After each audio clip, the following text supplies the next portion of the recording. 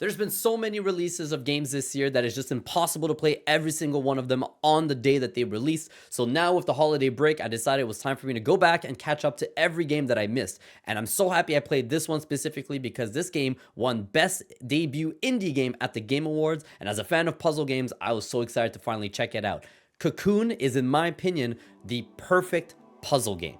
Now, if you guys don't know what this game is, it's made by Geometric Interactive. I had to check to make sure, which actually is the director of Limbo and Inside that started up his new own little dev team, and they worked on this game. It's out on every single platform, but I played it through Xbox Game Pass, so you guys can obviously play it as well if you have it there. You'll see from gameplay that there's me and my wife on screen from the gameplay, but it is a single player game. I'm just just a heads up that all the gameplay has 2 people on it. It's just my wife sat down with me and helped me through some of the puzzles / watched and enjoyed the game as well.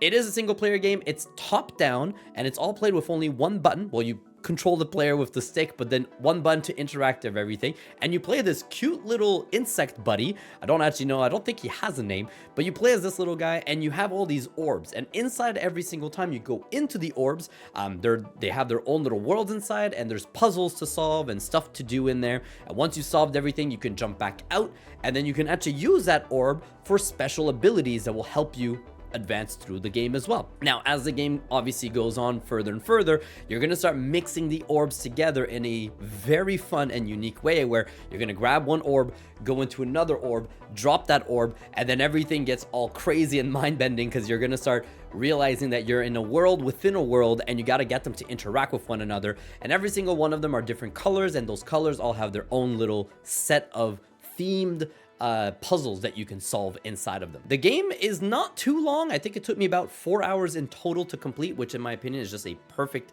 length for a game like this. So you feel like it doesn't get too repetitive. Every puzzle, once you've solved it, it doesn't repeat too many times. The theme and the mechanics repeat, but the puzzles don't, so it's a really good mix for that.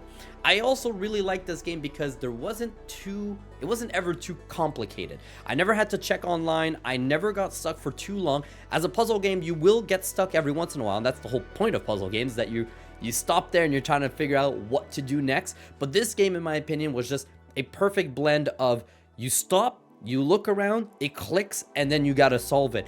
I never got stuck for too long, which is really good. Most times I play these puzzle games and you get stuck for way too long, it really ruins the experience. That you get frustrated because you're there for too long, or you end up having to look online or asking people for help. This one, it never really happened. Every single time, like I said, I would get there, take some time. Sometimes I get just a little stuff, but it never got frustrating. And that's what you want from a game like this.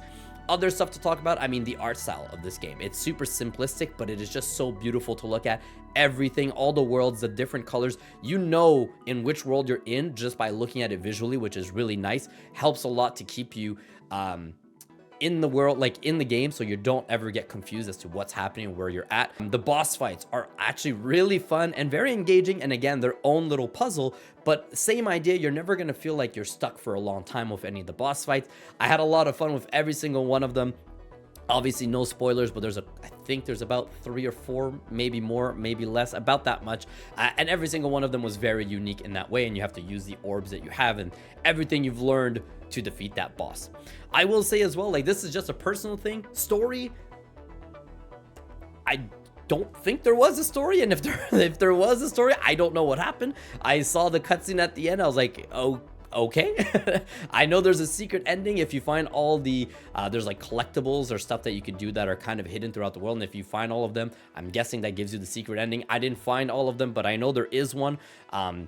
That's something extra if you guys want to go through it one more time. But like I said, story wise, I don't think that this is a game that you're going to play specifically for the story. I think you're going in there if you're looking for a puzzle game.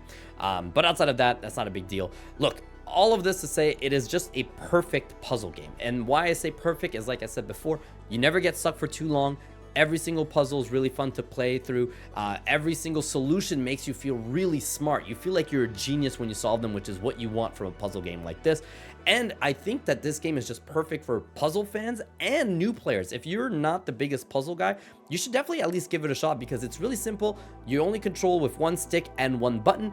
And like I said, none of them are too complicated. I feel like, there's a lot of games like We Were Here or Escape Academy and other escape puzzle games that are so complicated that you can get stuck for hours and for a long time.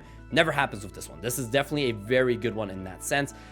It is beautiful, it's cute characters, so definitely worth giving a try. So I cannot recommend Cocoon enough. Please go give it a shot. It's on everything. It's on Game Pass. If you have Game Pass, you could play it right now. Just download it. If you're on Switch, on PS5, on PC, anywhere you are, you can play this game. I absolutely adored Cocoon, and I cannot recommend it enough.